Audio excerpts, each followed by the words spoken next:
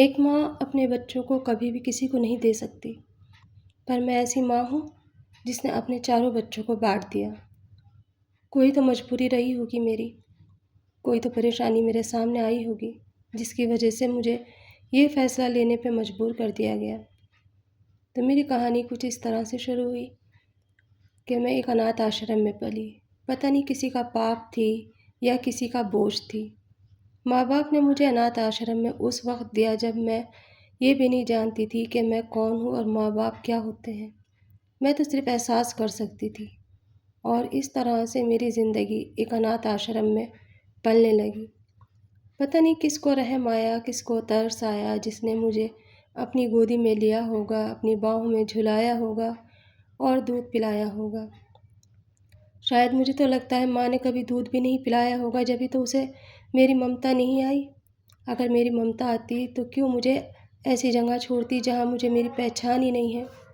ये भी नहीं पता माँ किसे कहते हैं, बाप किसे कहते हैं, कैसे नाज नखरे उठाए जाते हैं। मैंने तो बचपन से अनाथ आश्रम में अपने आप को काम करते देखा।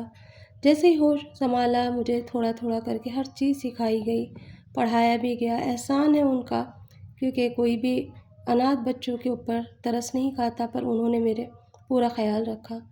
और वक्त के साथ साथ हम बड़े होते गए। ये नहीं कि मैं अकेली थी, उस अनाथ आश्रम में बहुत सारे बच्चे थे, लड़के थे, लड़कियां थी।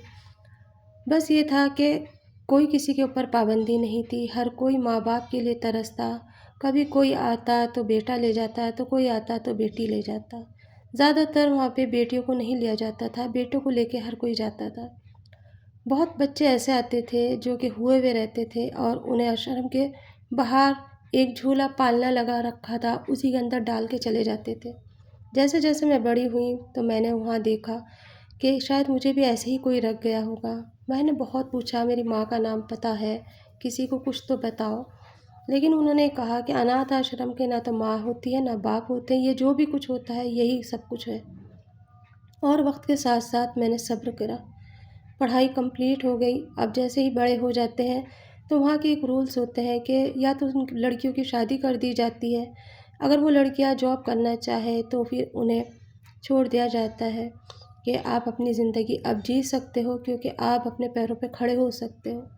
और मैं भी इस तरह से वहाँ से निकली। लेकिन मेरे साथ साथ एक चीज़ और हुई।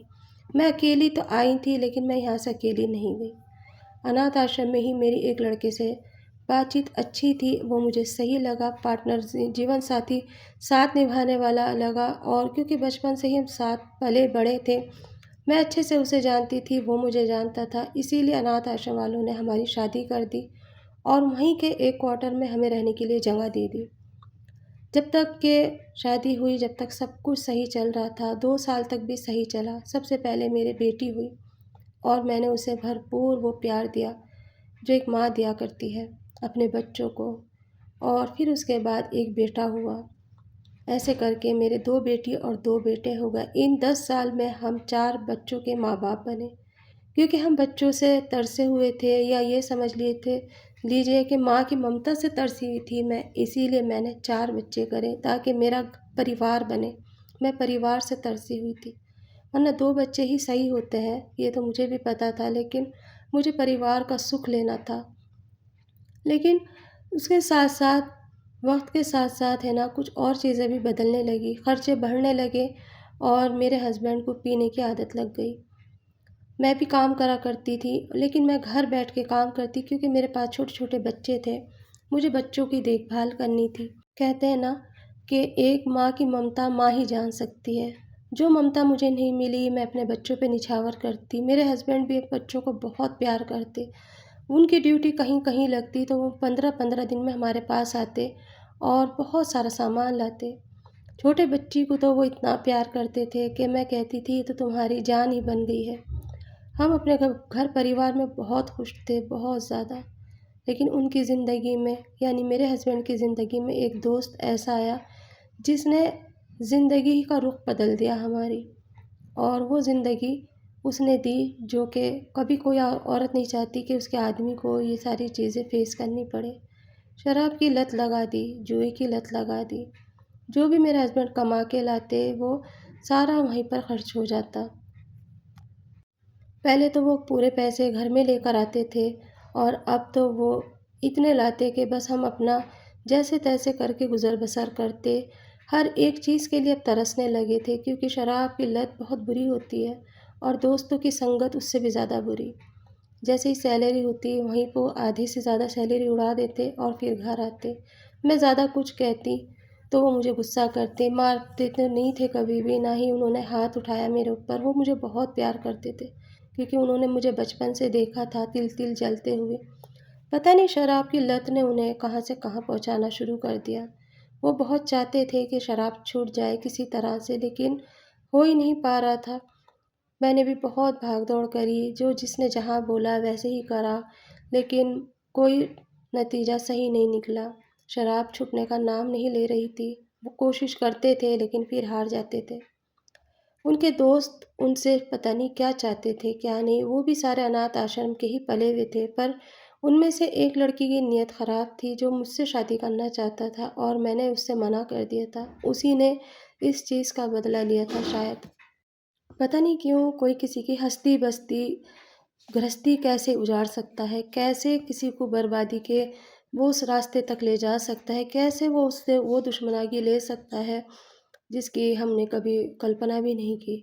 और इस तरह से है ना मेरी गृहस्थी को पूरा-पूरा ख़त्म करने के लिए उसने वो सारे हथकंडे अपनाए जो कि नहीं अपनाने चाहिए थे और मैं हमेशा डरती रहती थी, घबराती रहती थी और यही सोचती थी मेरी घर गृहस्थी को शायद नज़र लग गई है।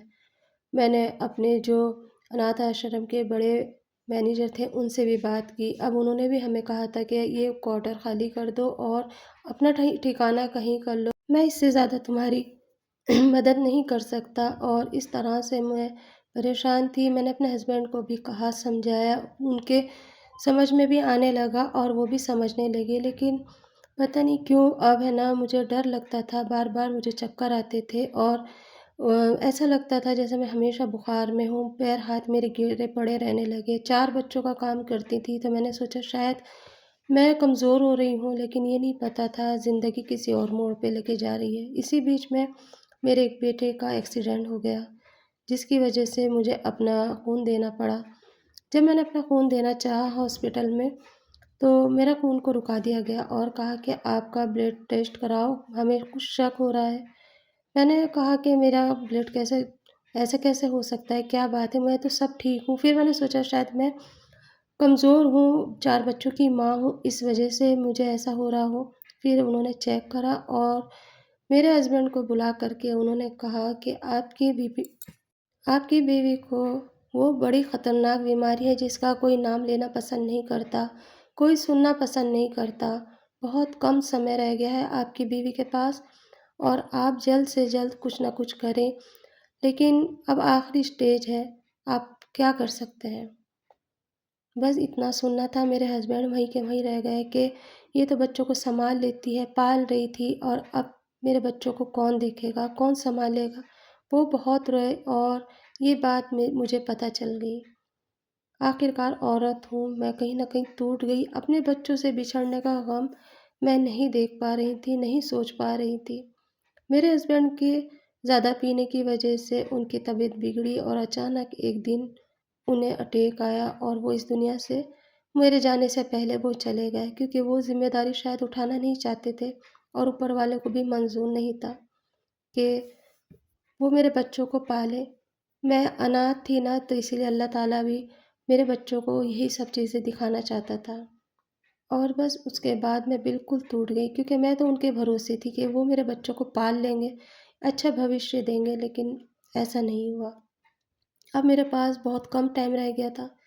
मैंने उनसे कहा जो अनाथ आश्रम के मैनेजर थे कि अब मैं क्या करूँ? मेरे साथ ऐसे-ऐसे हो रहा है।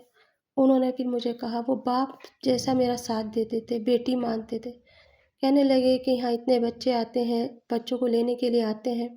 एक काम करो अपने बच्चों को अच्छे घर में दे दो, इनकी अच्छी परवरिश होगी, तुम भी सुकून से रहोगी और ये भी अच्छी परवरिश पाएँगे क्योंकि तुम्हारे बाद अब इनका कोई नहीं है और तुम नहीं चाहती कि ये भी अनाथ की तरह पले। मैंने भी यही सोच लिया कि ज़िंदगी ने तो मेरे साथ जो खेल खेला ठीक है, लेकिन मैं अपने बच्चों को वो ज़िंदगी नहीं दूँगी, जो मैंने जी थी। और इस तरह से एक-एक, एक-एक करके बच्चों को मैंने देना शुरू कर दिया। पहला बच्चा जब मैंने दिया वो सबसे छोटा था, वो मेरा 1.5 साल का बच्चा था। बड़े दिल से मैंने सीने पे पत्थर रख के अपने बच्चों को दूसरी माँ के हवाले करा, लेकिन कहीं न कहीं मैं खुश थी क्योंकि वो एक ममता निछावर कर रही थी। और उसके बाद दूसरे बेटे को और फिर तीसरे बेटे को और सबसे लास्ट में मैंने अपनी बड़ी वाली बेटी को दिया। जिस टाइम मेरी बड़ी बेटी गई उस दिन मैं बिल्कुल टूट गई और देखते ही देखते मेरे चारों बच्चे मुझसे जुदा हो गए। एक अंधेरी रात में मैं जाने के लिए तैयार थी, लेकिन मेरे दिल को ये सुकून था कि कम से कम मेरे पीछे मेरे बच्चे परेशान तो नहीं होंगे, वो ज़िंदगी तो नहीं गुजारेंगे जो मैंने गुजारी। हँसता-बसता घर हमेशा के लिए बर्बाद हो गया। मेरी बर्बादी का जड़ बना मेरे शौहर का दोस्त,